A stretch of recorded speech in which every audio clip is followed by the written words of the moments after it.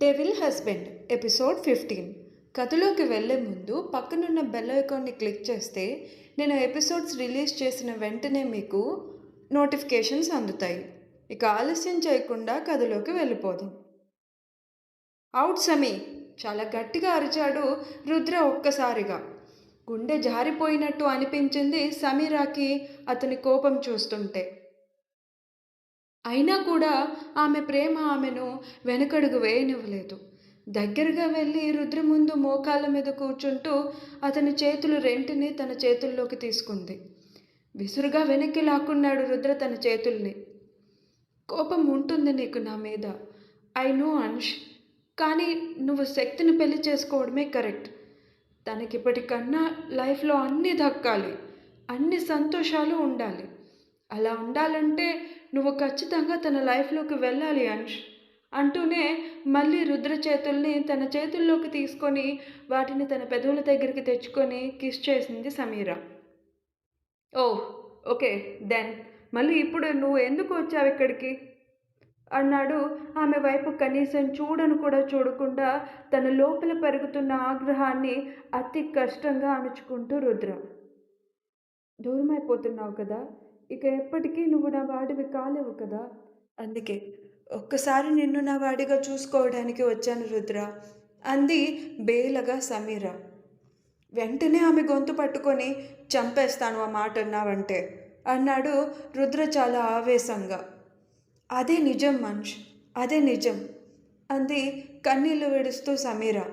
మరైతే ఎందుకు వచ్చావే విసురుగా ఆమెను నెట్టేసి లేచి నిల్చుంటూ సిగార్ తీశాడు రుద్ర. అతని కోపం అలవాటే కాబట్టి కళ్ళు తుడుచుకొని లేచి రుద్ర ముందుకు వెళ్ళి ఐ లవ్ యూ అంది సమీర సిగార్ లాక్కొని పక్కకు విసిరేసి అతన్ని హక్ చేసుకుంటూ. విడిపించుకోవాలని చూశాడు రుద్ర వెంటనే ఆమెను, కానీ వదల్లేదు సమీర. చాలా బలంగా అల్లుకుపోయి చెస్ట్ మీద షర్ట్ మీద నుంచే కిస్ చేస్తూ ఐ వాంట్ యూ అంష్ అంది లోతైన స్వరంలో. ఆమె గొంతులో భయాన్ని, స్పర్శలో ఇష్టాన్ని కూడా గమనిస్తూ పిచ్చిగా చేయకు సమీ. ఈ మ్యారేజ్ నేను 1 ఇయర్ కోసమే చేసుకుంటున్నాను. Like it's a contract marriage. 1 year బాండ్తో నేను నాకు కావలసిన ఆస్తిని తాతయ్య నుంచి తీసుకోవడం కోసం ఆ అమ్మాయిని పెళ్లి చేసుకుంటున్నాను.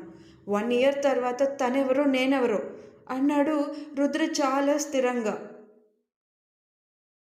అతని మాట వింటూనే తన కౌగిలి వదులు చేసి అలా చేయొద్దు అంష్ ప్లీజ్. తన లైఫ్లో చాలా కోల్పోయింది. మళ్ళీ తనకి నీ వల్ల కూడా ఇలా జరగడం కరెక్ట్ కాదు. సమీర మాట్లాడుతున్న మాటలకు అడ్డుపడుతూ ఏం చేయమంటావైతే?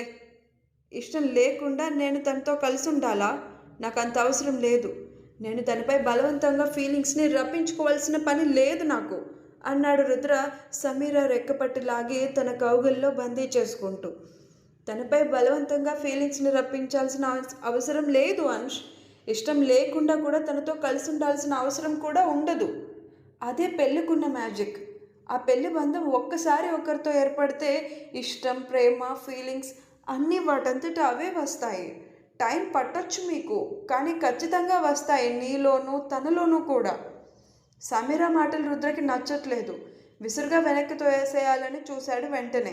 కానీ ఆ అవకాశం అతనికి ఇవ్వకుండా బలంగా తన చేతుల్ని అతని వీపుకి అల్లేసింది సమీర. 1 ఇయర్ మీరిద్దరూ కలిసి ఉండాలి.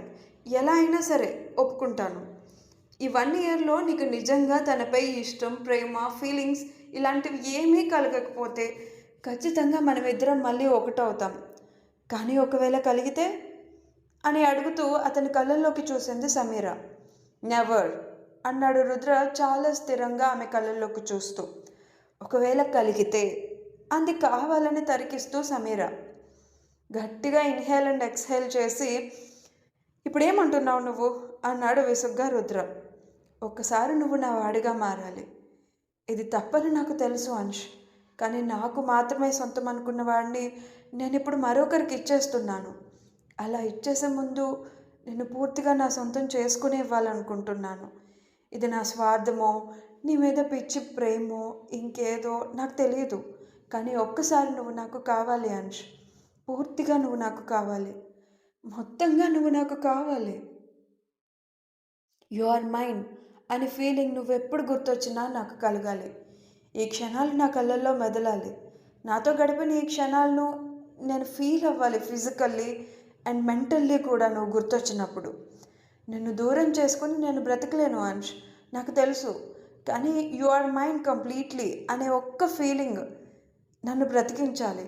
అందుకే అడుగుతున్నాను, please Ansh, will you be mind completely అంది సమీర కళ్ళల్లో కన్నీటి గంగను పొంగిస్తూ.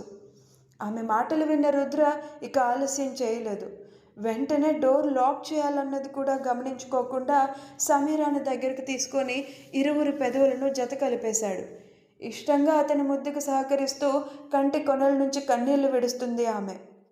పెదవులు వీడి 2 చేతుల్లోకి తీసుకొని తనే స్వయంగా బెడ్ మీదకు చేర్చి షర్ట్ బటన్స్ ఒక్కోటిగా రిమూవ్ చేసి సమీర కళ్ళల్లోకి చూశాడు రుద్ర.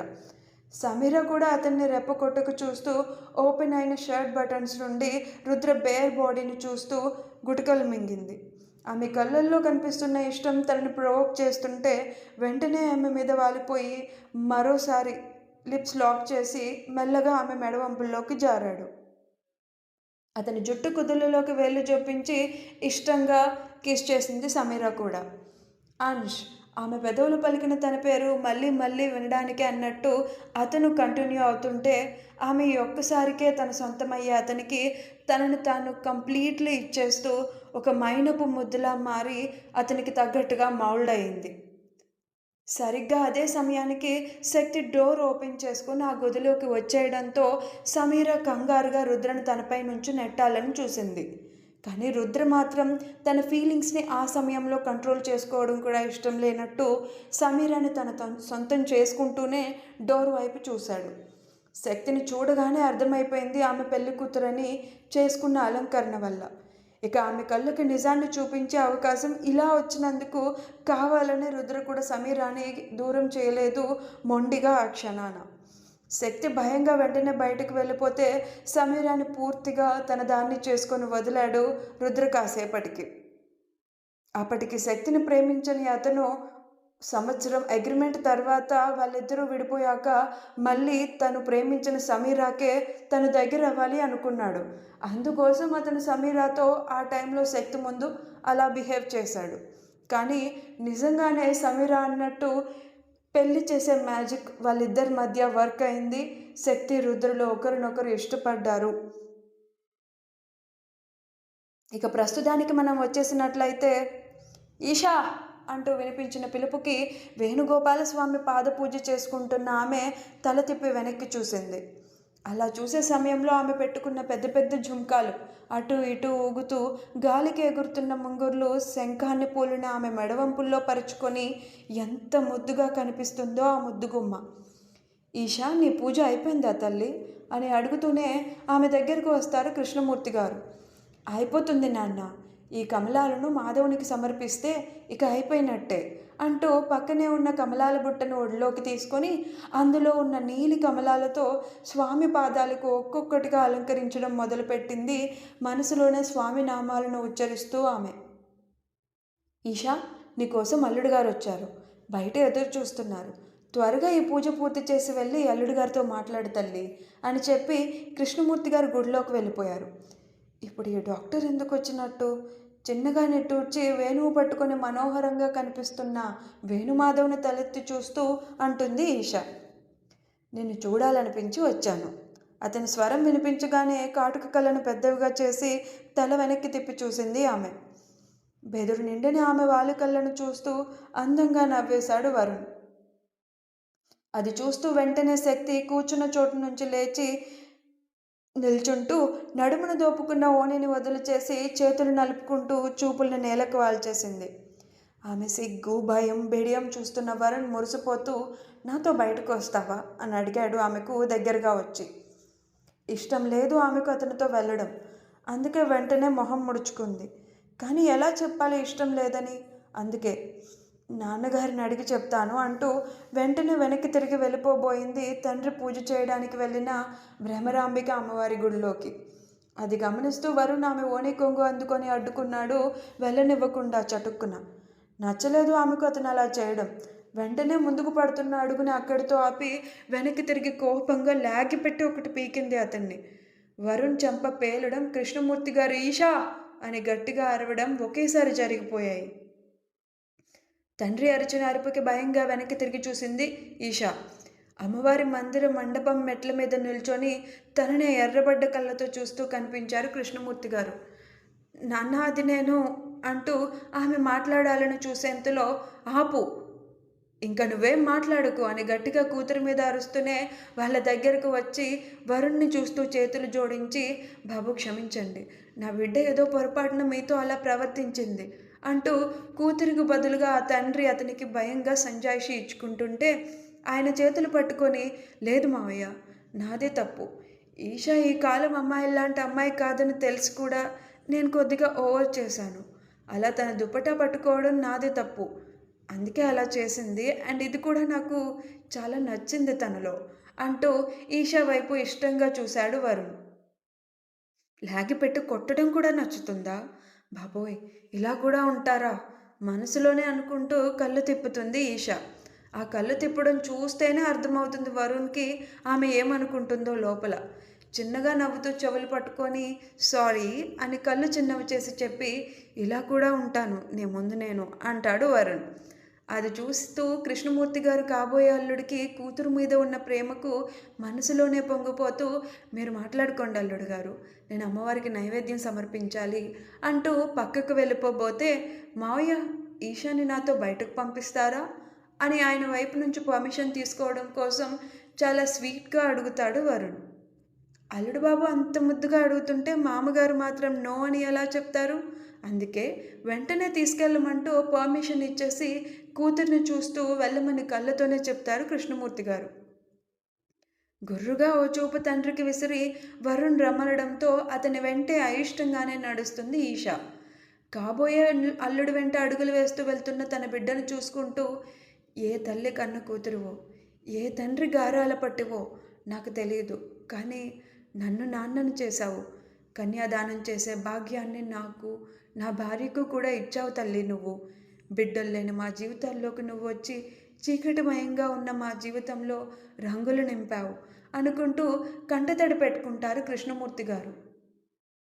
రుద్ర ముందుకి ఐప్యాడ్ పెడుతూ అందులో కనిపిస్తున్న కృష్ణమూర్తి గారు, ఆయన భార్య వందన గారుల ఫోటో చూపెడుతూ, ఆ రోజు జరిగిన ప్రమాదంలో శక్తి ప్రాణాలతో బయటపడి వీళ్ళకే దొరికింది.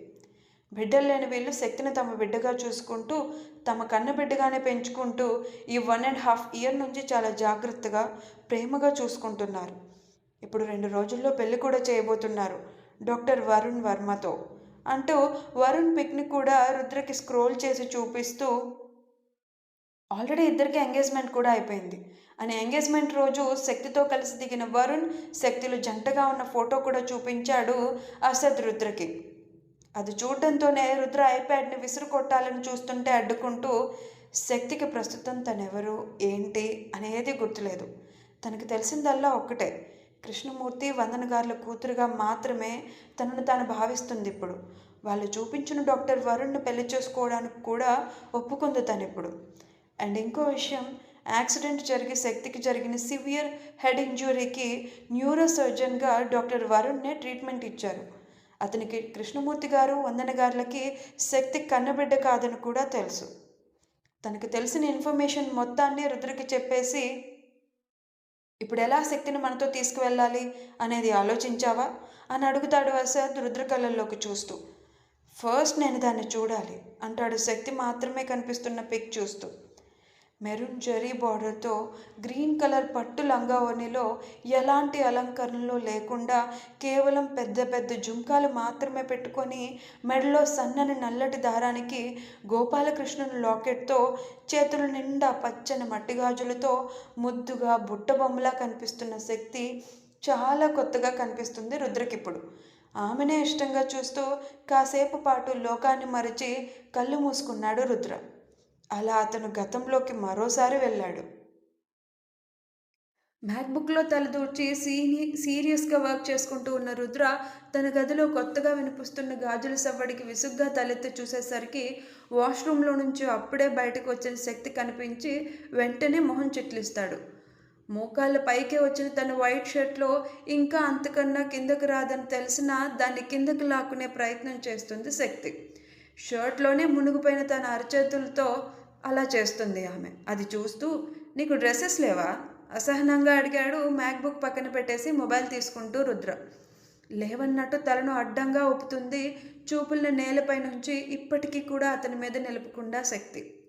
ఆమె ఇబ్బంది మొత్తం మెలికలు తిరగడం చూస్తూనే తెలుస్తుంది ఆ షర్ట్లో ఆమెకి ఎంత ఇబ్బంది ఉంది అని రుద్రకి. వాష్రూమ్ దగ్గర వాల్ పక్క నుంచి యువతలకు కూడా రాకుండా అక్కడే నిలుక్కుపోయి థైస్ మీదకే ఉన్న షర్ట్ని ఇంకా ఇంకా కిందకి లాగి మోకాళ్ళు దాటించే ప్రయత్నం చేస్తూ తెగ తిప్పలు పడిపోతుంది శక్తి. ఆమె ఇబ్బందిని గమనిస్తూ, ఇన్నస్ కూడా వేసుకోలేదా అన్నాడు రుద్ర మొహం మీదనే. దెబ్బకి గుడ్లు గోలిక్కాయలు చేసుకొని చూసింది శక్తి తలెత్తి రుద్రను. ప్రస్తుతంలో శక్తి ఈషాగా ఎలా మారింది? ఆమె గతం మర్చిపోయి వరుణ్ దగ్గరికి, కృష్ణమూర్తి గారి దగ్గరికి ఎలా చేరుకుంది? అసలు ఈ వరుణ్ ఎవరు? కృష్ణమూర్తి వందన గారుల బిడ్డ కాదని తెలిసి కూడా శక్తిని వాళ్ళ బిడ్డగా ఎందుకు చూస్తున్నాడు? ఆమెను పెళ్లి చేసుకోవాలని అతను అనుకోవడానికి గల కారణం ఏంటి? రుద్ర ఇప్పుడు శక్తిని తనతో తీసుకొచ్చుకోవడానికి ఏం చేస్తాడు? శక్తికి మళ్ళీ గతం గుర్తొస్తుందా? రుద్రతో ఆమె తిరిగి మళ్ళీ ఇంటికి వచ్చేస్తుందా? తెలుసుకోవాలంటే నెక్స్ట్ ఎపిసోడ్ వరకు మీరు ఎదురు చూడాల్సిందే. కథను రెగ్యులర్గా ఫాలో అవ్వాల్సిందే. నా కథ కనుక మీకు నచ్చుతున్నట్లయితే లైక్స్ చేయండి, షేర్ చేయండి. కథ మీద మీ అభిప్రాయాల్ని, నా మీద మీ అభిప్రాయాల్ని కామెంట్స్ చేయండి. అలానే సబ్స్క్రైబ్ చేసుకోవడం అస్సలు మర్చిపోవద్దు. ఇక ఉంటానండి. Thank you.